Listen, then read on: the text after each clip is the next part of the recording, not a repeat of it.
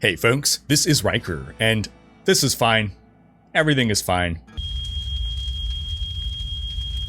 Earlier today, we got the launch of the Season 1 preseason patch for Diablo 4. We also got the patch notes for Season 1 itself, with all the Malignant hearts revealed, and yeah, people are mad. People are mad. Now, I myself am particularly mad because I spent 2 hours recording, going through the patch notes in detail, and then when I started editing, I realized there's something happened and my audio quality was terrible, and I could not put out that quality of video to you folks, so I had to scrap all that, and we're starting over now. So I'm going to give more of high-level summaries of what's going on as opposed to point-by-point on everything, but we're going to cover here the Season of the Malignant patch note overview, as well as the massive balance changes that are coming to even the base game active as of today. But first, just a super high-level overview. Massive nerfs across the board to damage output and defenses. The Malignant hearts are going to bring back probably about the same amount of power, so out of season, you're going to be a lot weaker than you probably were before. In season, you'll probably be about as powerful as you were before, but you're going to be a lot squishier. Also, poor Sorks, I really hope we're going to get a buff. They got nerfed more than anyone. That was baffling to me. All right, diving in a little bit more granularly now, starting with the Season of the Malignant. This, again, begins Thursday, July 20th at 10 a.m. PDT. Do check out my guide on everything that you should do right now to prepare for the start of the season. So in Season 1, you're going to run into partly corrupted enemies. You kill them, they drop a Malignant heart. Then you need to perform a ritual on the heart. That's going to respawn the enemy into a fully corrupted enemy, into a bigger fight. You kill them, and then you collect the heart. There are 4 types of hearts that can drop: orange, blue, pink, and black. Orange is offensive, blue is defensive, pink is utility, and the black ones are just superpowers. Any socket in a piece of jewelry, ring or amulet, in Season 1 will be colored one of these 3 colors: orange, blue, or pink. You can only put an orange heart into an orange socket, etc., but the superpowers can go into any socket. We're not getting more stash space.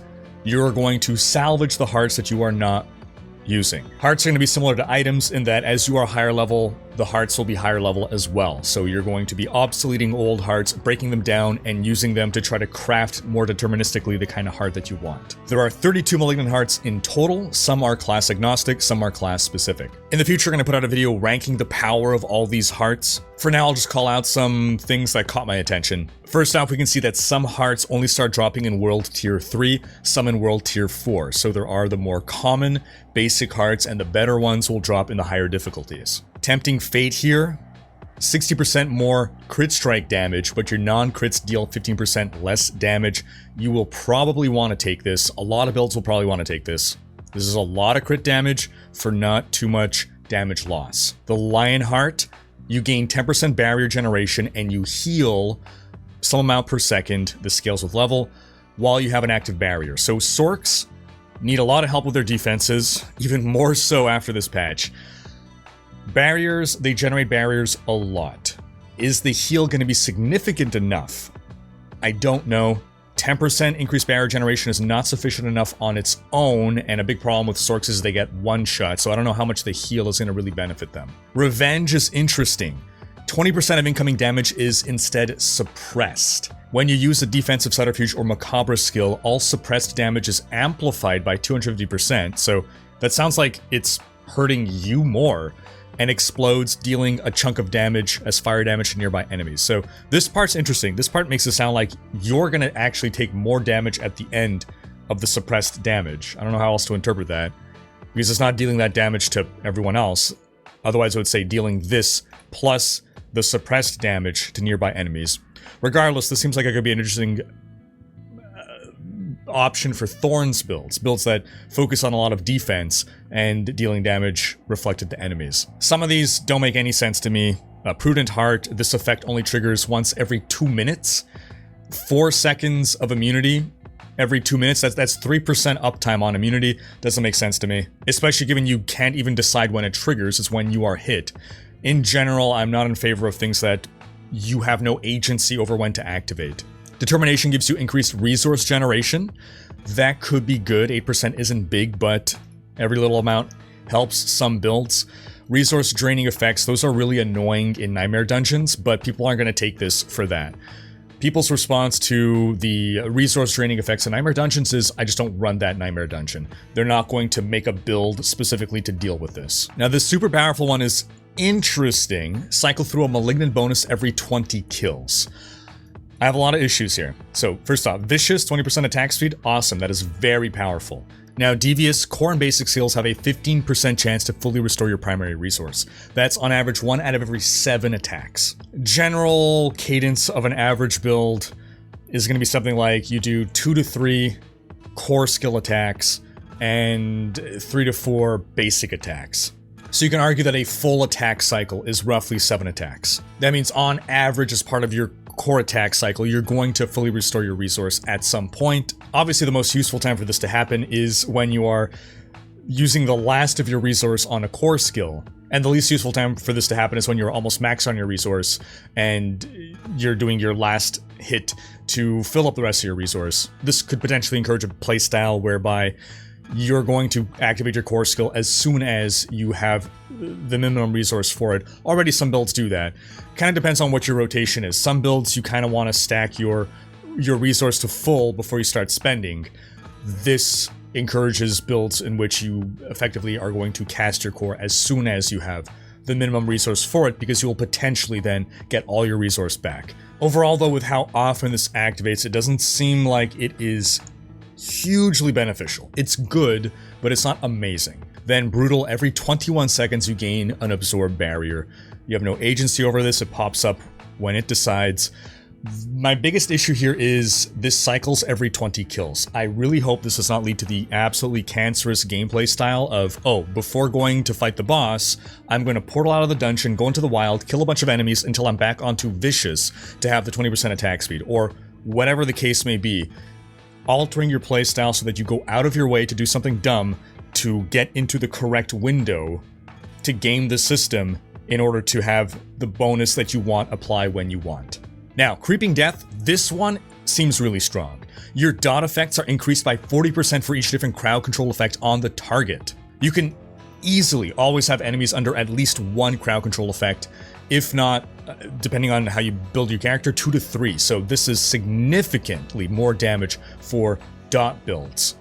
Unstoppable monsters and staggered bosses instead take 130% increased damage from your damage over time effects. This so far strikes me as the best of the supers, best of the hearts, period, but again, only for dot builds. Then the Barber here, scratch that, the Barber is by far the best of any of these, period. Critical strikes and all subsequent damage within 4 seconds is absorbed by your target. Then the absorbed damage erupts onto surrounding enemies. Stored damage is increased by 10% per second. The Barber is an item in Diablo 3. It's absolute bonkers, crazy strong. Anytime you're able to build up damage and then deal it to a big clump of enemies. Every time we've seen that happen in Diablo 3, when it was first implemented, it was always overpowered. There was always something broken that would happen. I suspect that this is going to lead to some craziness. Particularly in high Nightmare Dungeons, you're going to build up a big density of enemies on screen and then deal a huge glob of damage to them. For the Barbarian, Punishing Speed may be interesting. Your skills have a 30% chance to knock down all enemies. When your attack speed is higher than, let's say, 20%, maybe you can build something here. Barbs have ways of building up attack speed. Knocking down enemies pretty consistently could be something. Combine that maybe with a bleed build and with the Creeping Death to deal dot damage on bleeds. Buff up different things, right? You got knockdown, you got slow, you got chill, whatever the case, build up some different CCs, maybe you can get something going there. Ignoring Pain, I mean, ultimately what this is just 15% damage reduction. The heal that it's going to provide, this is at level 20, so at higher level, I don't see it scaling in a meaningful way. The more significant thing here really is just that 15% damage reduction. And for a superpower, that isn't terribly impressive. For the Druid, when you have a bunch of close enemies who automatically cast Cyclone Armor, can't occur more than once every 10 seconds. This is pretty good, actually. It frees up something on your hotbar. You don't have to put skill points into Cyclone Armor. This is pretty decent. Inexorable Force. Up to 50 distant enemies are pulled toward you while you have an ultimate skill active. This, for instance, let's say while you're in Grizzly Rage, right? You pop Grizzly Rage, you want enemies to come close to you. So it seems there's no time limit on this, apart from the ultimate itself, but up to 50 distant enemies. So as you're walking along, it should be pulling enemies in as you have your ultimate active. This is actually pretty good. And this as well, the Unconstrained Beast. When you are hit with a stun, freeze, or knockdown effect, 60% chance to automatically activate Grizzly Rage for 3 seconds. Grizzly Rage makes you unstoppable. So, one huge complaint from the player base in Diablo 4, at high level in particular, is there is too much crowd control. I don't think there's too much crowd control. I think there's too much chain crowd control. As in, I'm frozen, I unfreeze and instantly freeze again. That's what sucks. Getting chain CC'd and not able to do anything, that's what sucks the most. So, for instance, one suggestion that I had was maybe after you're hard CC'd like that, like a freeze or a stun, you have 2 seconds of immunity where you cannot get CC'd again. That would stop the chaining of consecutive CCs.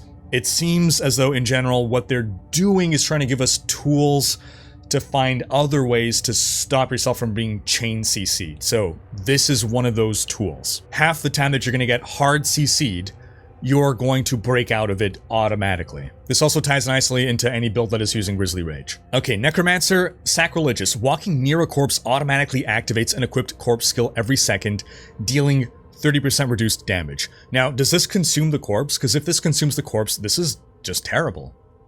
I mean, it's a quality of life thing. Basically, sacrifice power for making the build more brain dead so that you don't have to actively trigger the corpses. If this does not consume the corpses, then this is good, I guess, but see, if it's doing it automatically, so corpse tendrils is on a cooldown. Is it going to use up the cooldown on my corpse tendrils? It's taking agency away from the player. I want to decide when I'm using my corpse tendrils. I'm not just spamming it off cooldown, because you gotta use it at the right time to pull in the most amount of enemies. You want to be targeting the correct corpse for that. If it's like corpse explosion, I guess it's not the end of the world, but even then, if it's raised skeleton, I don't know. I guess if you're someone that's really looking for some kind of a lazy necromancer build and you don't want to be manually activating corpses, this is good for you, but it is in no way an optimal choice unless I'm missing something significant here. Now this one, the Decrepit Aura, when at least 5 enemies are near you, gain an aura that automatically curses enemies with Decrepify for 15 seconds. This is really good. Why? It's always good for enemies to be under Decrepify. It's not putting my Decrepify on cooldown, it's not utilizing my resource, right? This is just a buff that's going to happen. This is great. Now, their superpower, each minion drains 1 essence per second, but deals 75% increased damage. With no minions, this bonus applies to you and drains 5 essence per second. Overall, underwhelmed here simply because they're trying to make minion builds get a buff. This is a nice buff to minion builds. If you're on a minion build, you can have 75% increased damage all the time. That's good. It brings minion builds up a bit. It's not making them on par with the strongest builds, but it helps. Without minions, 5 essences per second is a very steep cost to pay. For instance, if you're running Bone Spear, I mean, you're already very essence starved. I don't know that you're going to want to go for this. 75% increased damage is a lot. I think we'll have to see in play whether this is something that can be worked into other necro builds. For the rogue, we have the Trickery Heart here. When you use a subterfuge skill, leave behind an unstable shadow decoy trap that taunts enemies. It'll explode after 6 seconds, dealing a chunk of shadow damage.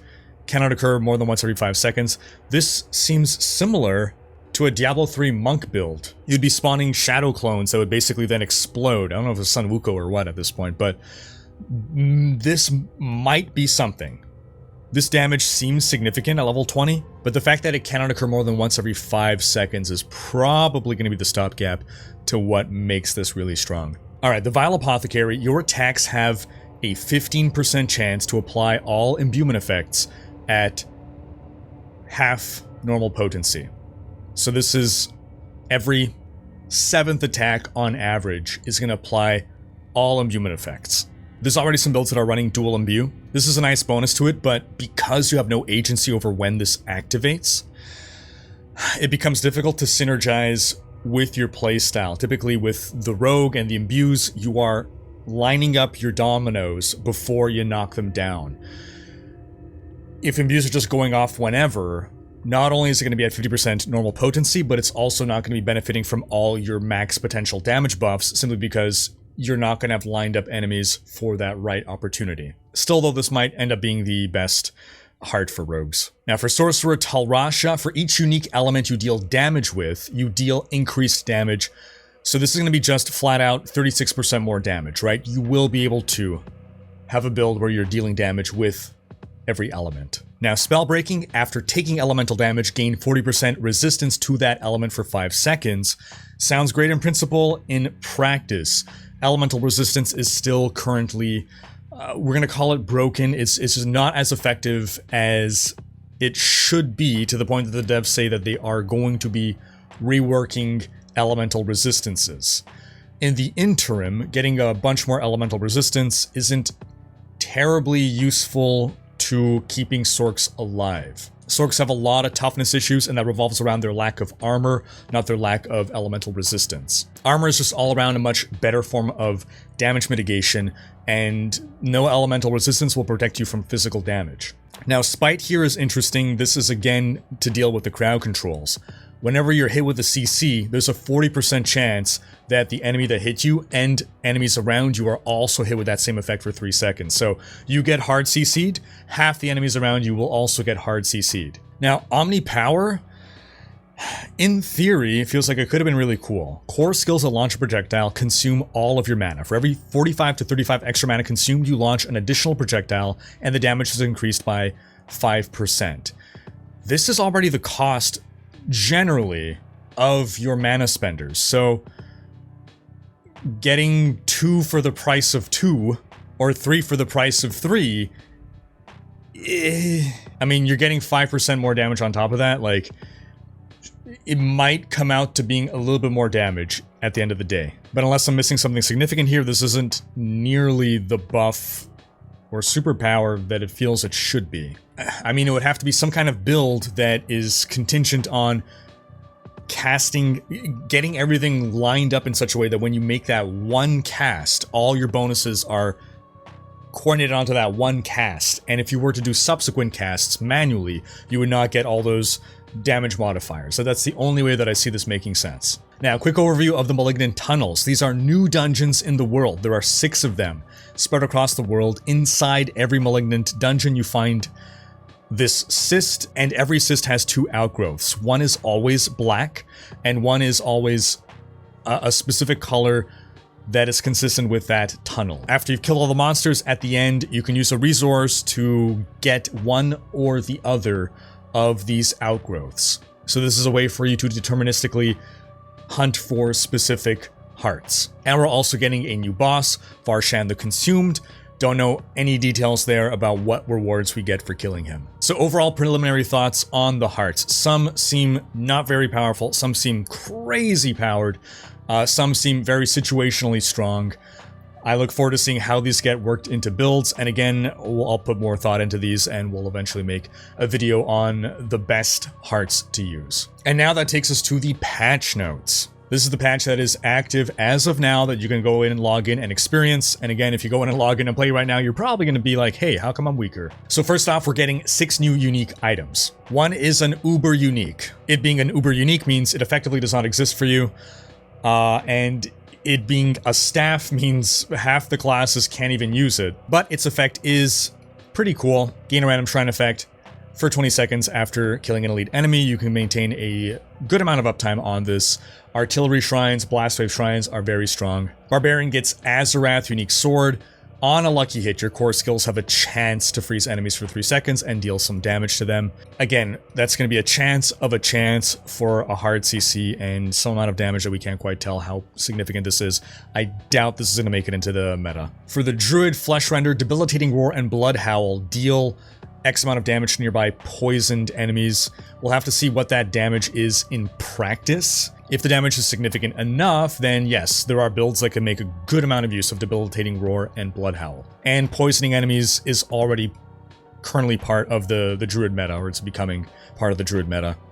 Now, Necromancer Lidless Wall. This one is amazing. While you have an active Bone Storm, hitting an enemy outside of a Bone Storm has a 25% chance to spawn an additional Bone Storm at their location. Each of your active sacrifice bonuses increases the chance by 25%, and the total number of additional bone storms you can have by +1. This is an amazing buff to non-minion necro. This is such a good item. Maybe every necro build is going to want to use this. For the rogue, penetrating shot, this is a new mandatory item. Penetrating shot has an 80% chance to fire an arrow that bounces off walls and scenery. This allows you to get more hits out of penetrating shot, and if you hit them from behind, you're going to imply vulnerable. For sorcerer, the Oculus, oh my gosh. You gain the effect of the teleport enchantment for free. Cool. So the teleport enchantment it swaps out your evade with a teleport, but it gives you a 17-second cooldown on that evade. So at least you can get this without having to consume a spot on your hotbar, right? Well, when you evade using teleport enchantment, you are taken to a random location. Nice. In a game where positioning is so important, and there's negative ground effects, and there's CC effects to move into, we're going to be randomly teleporting. We're going to be rolling them dice to see if we teleport into something that's going to kill us instantly. It doesn't even allow us to free up a slot on our hotbar because we're going to want to take teleport anyway, so that we have the manual control teleport.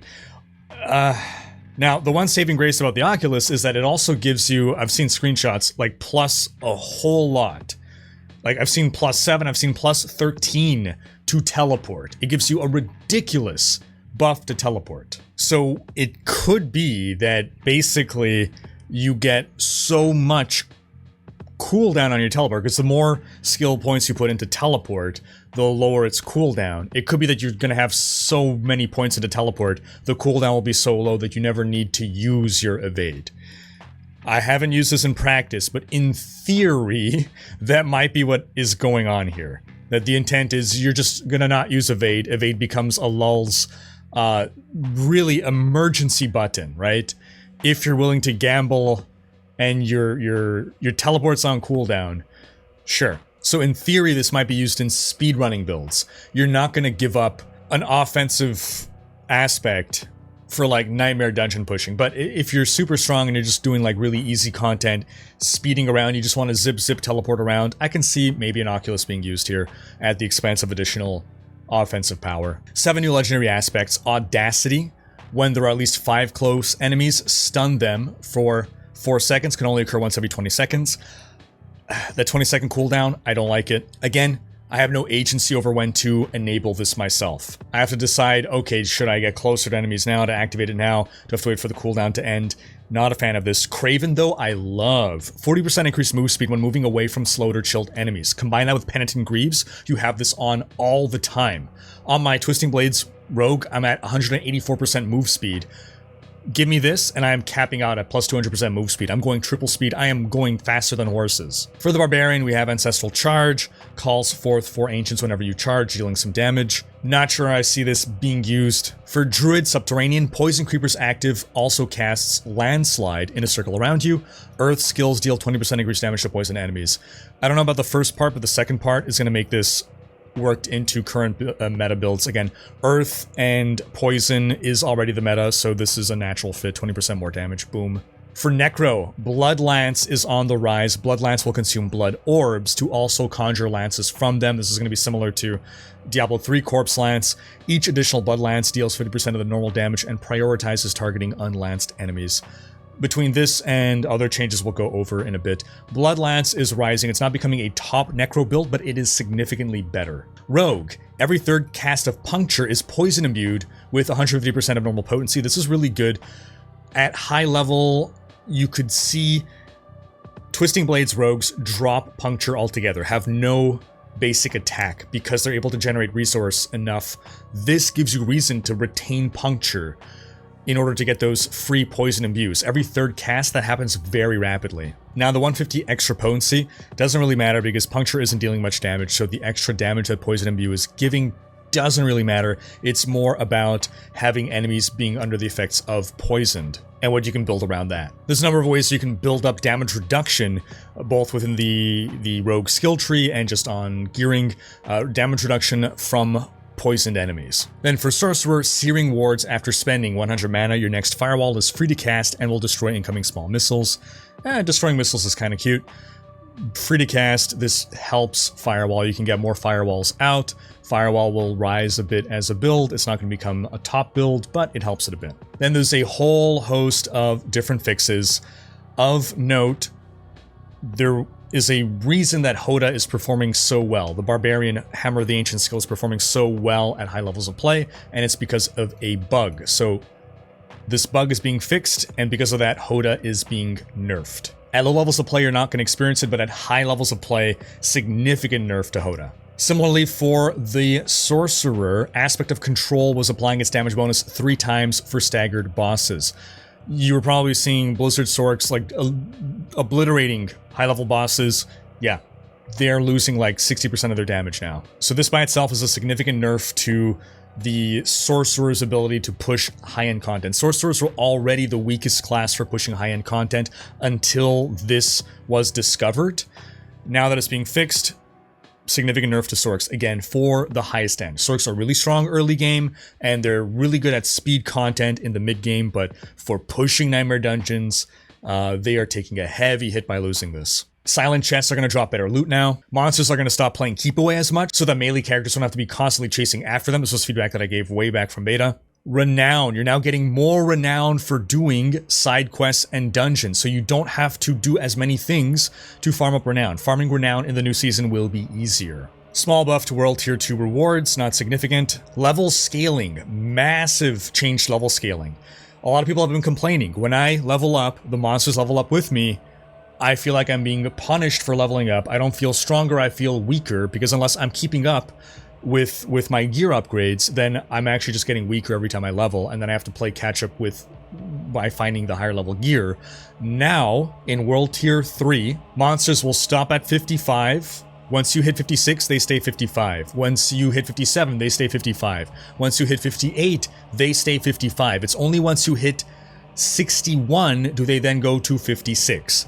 When you hit 62, they go to 57. They'll trail behind you by 5 levels. So they won't stay at 55 the whole time, but they're going to be no more than 5 levels behind you. And then similarly in World Tier 4, once you hit 75, they're going to stop scaling until you hit level 81, and then they'll be 5 levels behind you at all times. So by the time you're level 100, they'll be level 95. When you're level 90, they'll be 85. So while there are massive nerfs happening this patch, in a number of ways, this is making some things easier, at least in the open overworld.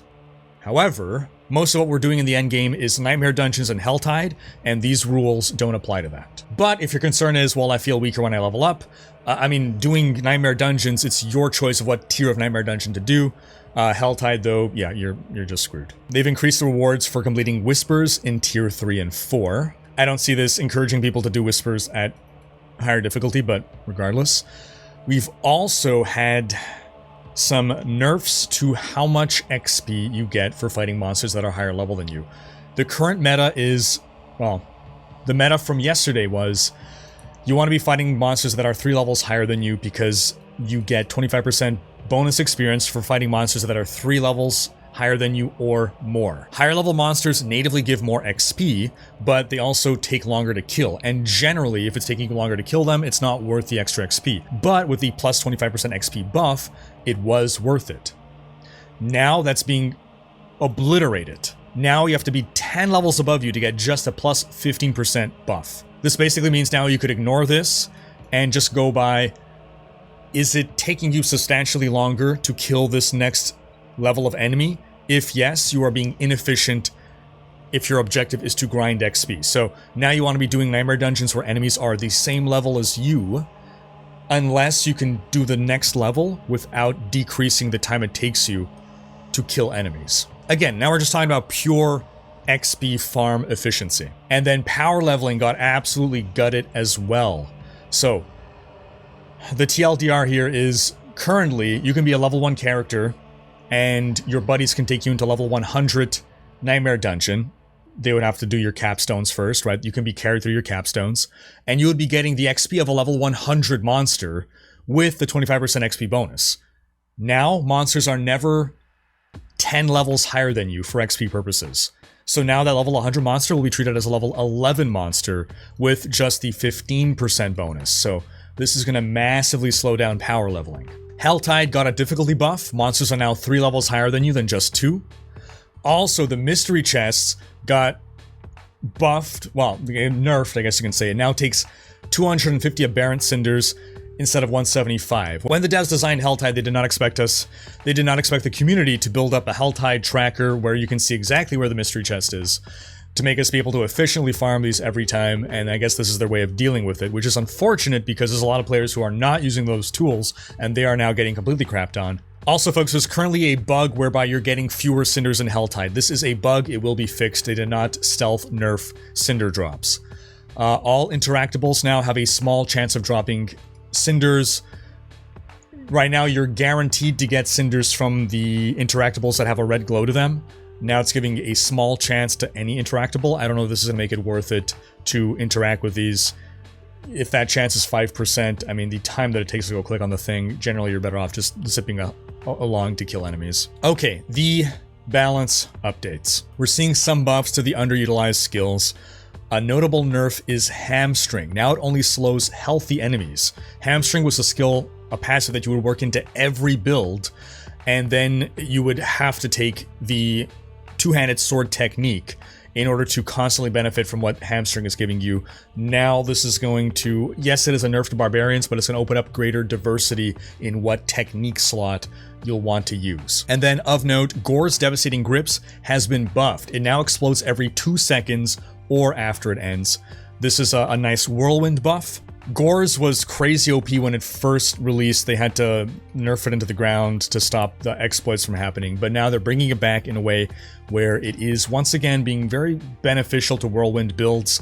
I don't know that it's enough to make Whirlwind feel significantly more powerful now, given all the other nerfs that are happening, but at the very least, Whirlwind should feel more or less the same as it currently feels, and not worse. Now, further Druid, Grizzly Rage got absolutely wrecked. It now only grants Unstoppable for 6 seconds instead of while Grizzly Rage is active. So there are builds that revolve around Werebear being in as much Grizzly Rage uptime as possible. So being permanently unstoppable, right? Never being able to get CC'd. That was huge. Now it's just 6 seconds. That said, Grizzly Rage is still really good. You just don't get that perma CC break.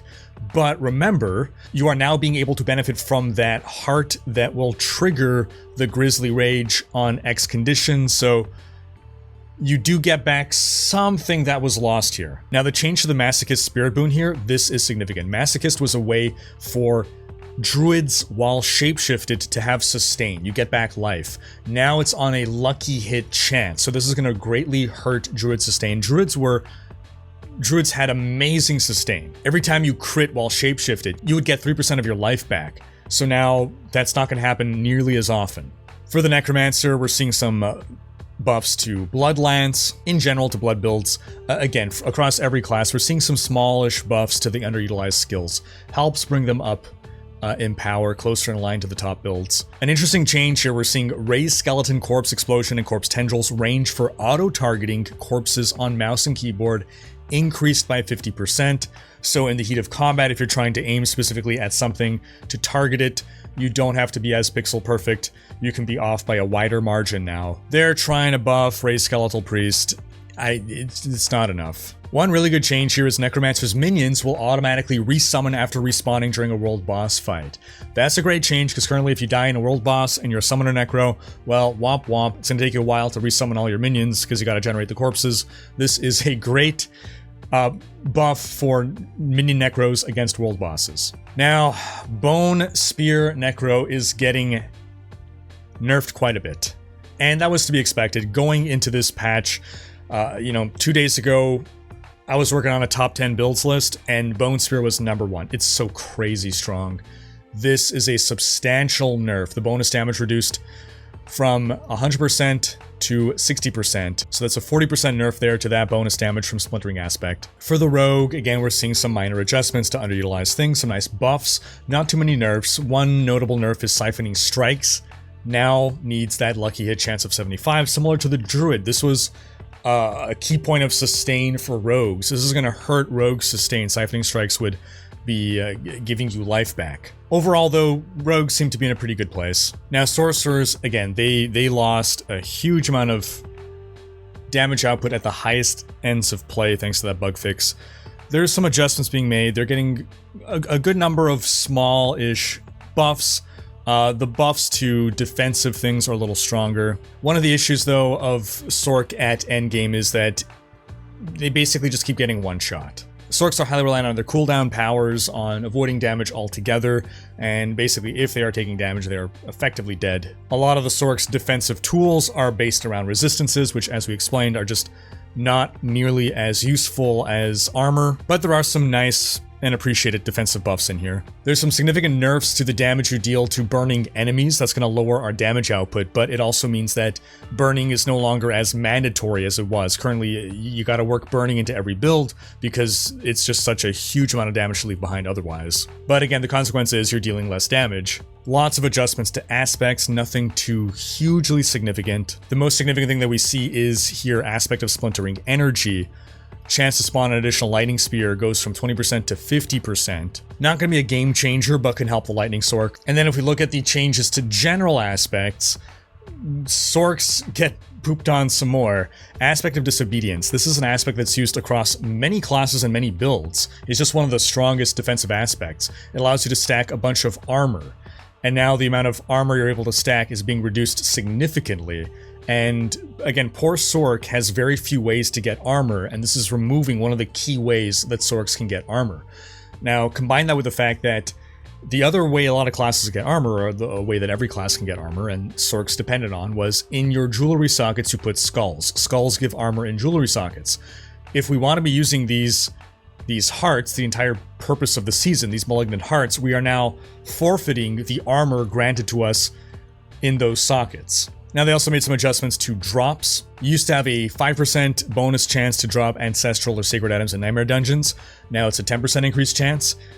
When they said that we had higher chances of getting these items in nightmare dungeons, I didn't realize it was just 5%, so 10%, okay. Now nightmare dungeons are going to have a 50% chance to drop a second legendary item upon completion instead of just one, and you're going to get 3 rare items instead of just 1 rare item. I wish they would make the items you get at the end of a nightmare dungeon drop on the ground, either from the monster or give us a chest or something. It's just more satisfying than it being mailed straight into our inventory.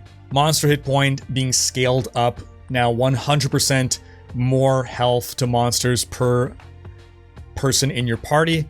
This is good. This already buffs for playing in a party. We don't need the monsters to scale downward effectively. Party play has just been so vastly more efficient than solo play, so this is something that helps bring a little bit more parity there. While still keeping, to clarify, while still keeping group play more efficient than solo play.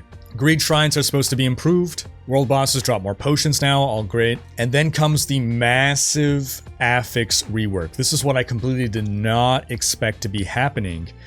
And a few things are happening here. So we're going to give a quick breakdown on a quick crash course on damage bucket or damage deck theory. You got 4 damage decks: core stat, vulnerable, crit, and miscellaneous. Core stat is strength, dex, intelligence, willpower. This is getting nerfed on your weapons, so you're not able to stack as much of your core attribute on weapons. Guess what else is getting nerfed? Vulnerable and crit damage. And what's getting buffed is everything in the final deck. So each deck is a multiplicative source of damage with other decks, but within every deck, the sources of damage therein are additive. So that miscellaneous deck is all damage with, damage against, damage from, everything that's conditional that does not fall into damage with crit or damage with vulnerable. That's all additively together, meaning you don't really benefit from stacking a whole lot of different things there. Whereas you do want to get vulnerable, you do want to get crit damage, and you do want to get your core stat. So the way they're trying to adjust the imbalance here is by deprioritizing the first 3 and buffing the last ones by just having bigger numbers on every individual component that you can get within there. So again, core stats being nerfed, so this is going to be a nerf to damage across the board. We're seeing cooldown reduction being nerfed across the board, so we're not able to stack as much cooldown as possible. Again, this is going to severely hurt Sorcs, who are very cooldown dependent. Crit strike damage pretty much across the board getting nerfed. Now, when we say getting nerfed, we're talking about that items that drop, the affixes that roll, will not be able to roll as high as previously. They're going to be rolling 17% lower than previously. The biggest one, though, vulnerable damage reduced by 40%. That is enormous. And honestly, like, vulnerable was a big problem.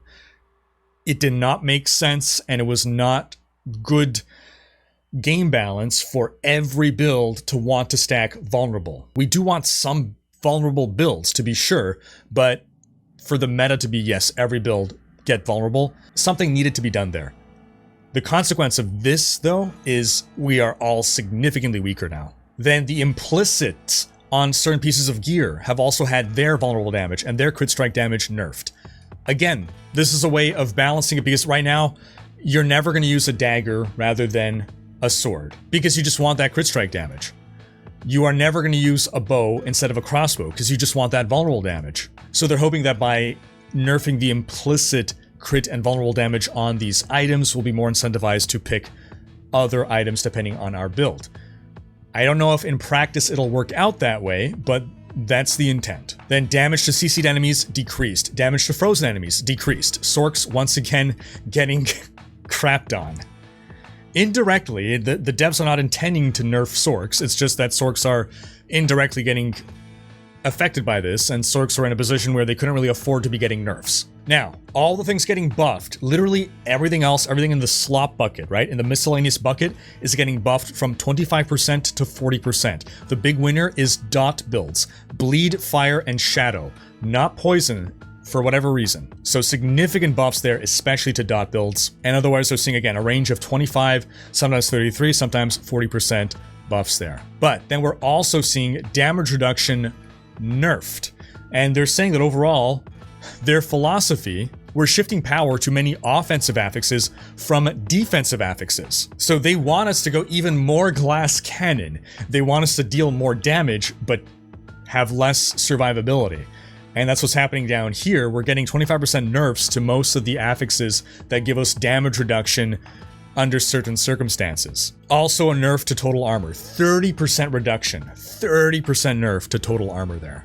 So major takeaway here is before Season 1, you're gonna feel significantly squishier and significantly weaker. The Malignant Hearts are likely to offset the drop in power, the drop in damage. I don't know that they're gonna make up quite for the drop in toughness. I doubt they will, especially given we're also forfeiting the armor from those slots.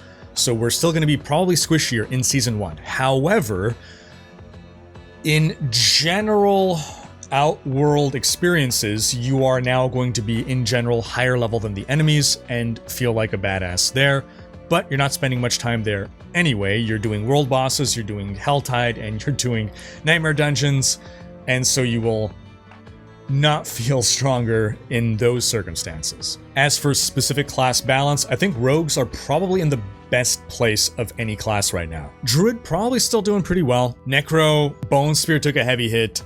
Overall, Necro not in a terrible position. And again, that Lidless Wall is amazing. Barbarians losing Hoda as that superpowered build is going to be very tough at the highest levels of play. But again, Gore's coming back for Whirlwind, taking an already easy build, making it even stronger.